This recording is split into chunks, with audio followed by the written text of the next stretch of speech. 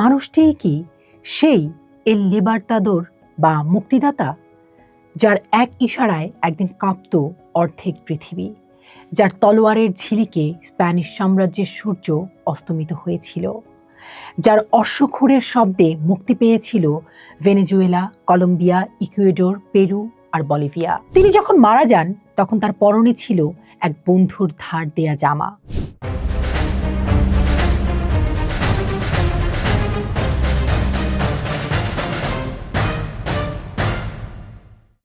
1830 সালের এক গুমোট বিকেল, ম্যাগডালেনা নদীর ঘোলা জল চিরে একটি জীর্ণ নৌকা এগিয়ে চলেছে আটলান্টিকের পানে।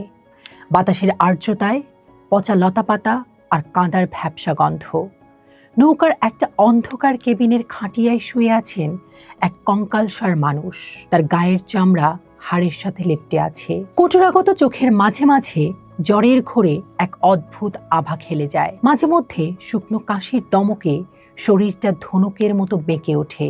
তার সেবা করতে আসা ভৃত্য কিংবা ব্যক্তিগত চিকিৎসক যখন তার জীর্ণ শরীরের দিকে তাকান, তখন তাদের বুক কেঁপে ওঠে বিস্ময়ে।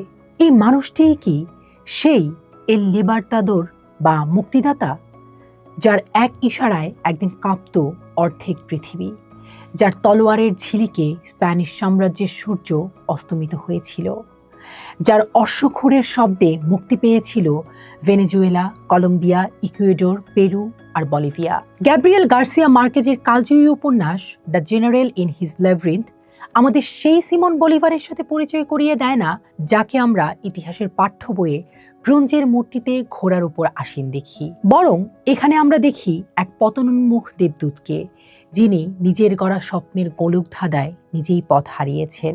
মার্কেজ এই উপন্যাসে বলিভারের সেই গৌরবোজ্জ্বল দিনগুলোর বর্ণনা করেননি যখন তিনি আন্দিস পর্বতমালা জয় করেছিলেন, বরং তিনি তুলে ধরেছেন এক রক্ত মাংসের বলিভারকে, যার বীরত্বগাথা এখন কেবলই ধূসর স্মৃতি।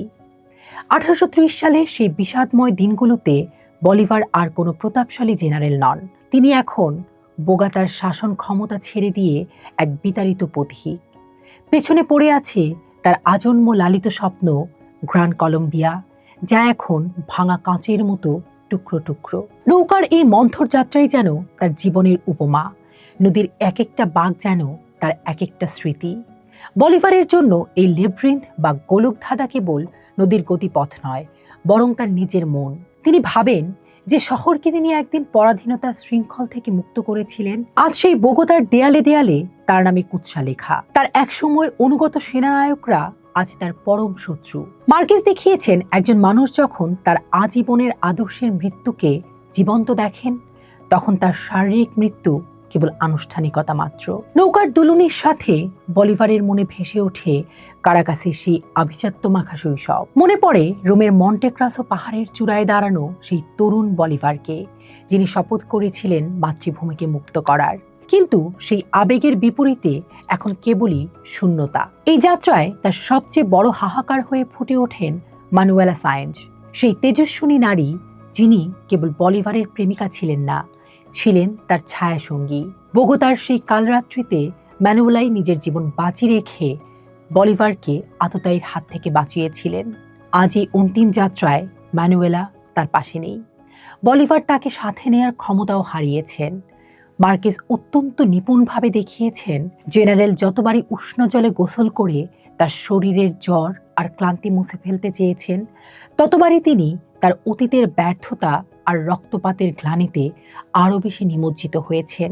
তিনি মহাদেশকে মুক্ত করেছেন ঠিকই, কিন্তু মানুষের মনকে ঘৃণা আর স্বার্থপরতা থেকে মুক্ত করতে পারেননি। উপন্যাসের বড় অংশ জুড়ে আছে জেনারেল সান্তান্দারের সাথে বলিভারের আদর্শিক সংঘর্ষ। বলিভার ছিলেন তলোয়ারের জাদুকর আর সান্তান্দার ছিলেন আইনের কারিগর, কিন্তু শেষ পর্যন্ত রাজনীতি এই দুই বন্ধুকে চিরশত্রুতে পরিণত করে। নদীপথে অগ্রসর হতে হতে বলিভার খবর পান তার প্রাণের চেয়েও প্রিয় সেনাপতি আন্তোনিও হোসে ডি সুক্রের অকাল মৃত্যুর খবর। সুক্রে ছিলেন বলিভারের স্বপ্নের সার্থক উত্তরাধিকারী। সুক্রের মৃত্যু সংবাদটি ছিল বলিভারের কফিনে শেষ পেরেক। তিনি বুঝতে পারেন তিনি যাদের জন্য স্বাধীনতা এনেছিলেন, তারা আজ স্বাধীনতার চেয়ে ক্ষমতাকে বেশি ভালোবাসে। মার্কেজের বর্ণনায় বলিভারের আক্ষেপটি কি ইতিহাস ছাপিয়ে আজও আমাদের কানে বাজে না?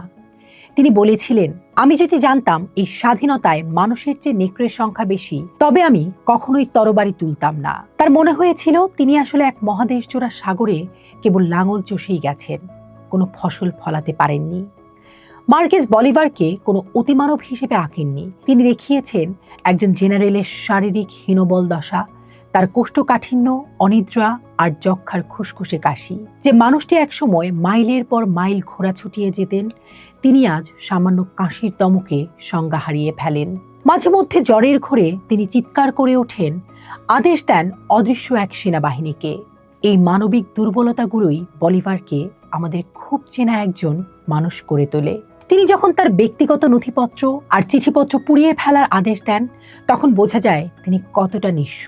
তিনি চেয়েছিলেন এক বিশাল লাতিন আমেরিকা গঠন করতে, যেখানে মেক্সিকো থেকে আর্জেন্টিনা পর্যন্ত সবাই এক সুতোয় বাঁধা থাকবে। কিন্তু আঞ্চলিকতাবাদ আর ক্ষুদ্র ব্যক্তিস্বার্থের কাছে সেই স্বপ্ন পরাস্ত হয়েছে। বলিভারের লেব্রিন্থ আসলে তার উচ্চাকাঙ্ক্ষা আর রূঢ় বাস্তবতার মধ্যকার সেই চিরকালীন ব্যবধান। 1830 সালের 17 ডিসেম্বর সান্তা মারিয়ার এক স্প্যানিশ ভক্তের বাড়িতে আশ্রয় নিতে হয়েছে তাকে। জীবনের কি অদ্ভুত পরিহাস! যে স্প্যানিশ রাজতন্ত্রকে হটাতে তিনি আজীবন লড়াই করেছেন, তার জীবনের শেষ দিনগুলো কাটল এক স্প্যানিশ দয়ালু শত্রুরই নিবাসে। মৃত্যুর ঠিক আগে তিনি তার ডাক্তারকে উদ্দেশ্য করে সেই ঐতিহাসিক প্রশ্নটি করেছিলেন, যা পুরো উপন্যাসের প্রাণভ্রমরা: কিভাবে আমি এই গোলকধাঁধা থেকে বের হব? এই গোলকধাঁধা কেবল যক্ষা বা শারীরিক মৃত্যু দিয়ে কাটানো সম্ভব ছিল না। বলিভারের গোলকধাঁধা হলো মানুষের মুক্তি আর ক্ষমতার মধ্যকার সেই অনন্ত লড়াই। তিনি যখন মারা যান, তখন তার পরনে ছিল এক বন্ধুর ধার দেয়া জামা। নিজের জন্য তিনি কিছুই রেখে যাননি। যে মানুষটি 6টি দেশের স্বাধীনতা এনে দিয়েছিল, তার শেষ যাত্রা ছিল চরম নিঃসঙ্গ আর অপমানজনক। গ্যাব্রিয়েল গার্সিয়া মার্কেজের এই মহাকাব্যিক উপন্যাসে আমরা সিমন বলিভারের যে প্রতিকৃতিটি পাই, তা কেবল একজন ল্যাতিন আমেরিকান জেনারেলের গল্প নয়। এটি আসলে আমাদের সবার জীবনের অন্তর্নিহিত ট্র্যাজেডি। আমরা সবাই আমাদের স্বপ্নের গোলকধাঁধায় আটকা পড়ে আছি। বলিভার কোনো অপরাজেয় ঈশ্বর ছিলেন না। তিনি ছিলেন আমাদেরই মতো রক্ত মাংসের এক আবেগপ্রবণ মানুষ। তিনি চেয়েছিলেন পৃথিবীর মানচিত্র বদলে দিতে, কিন্তু শেষ পর্যন্ত তাকে হাঁটতে হলো নিজের শরীরের কাছে, নিজের আপনজনদের বিশ্বাসঘাতকতার কাছে।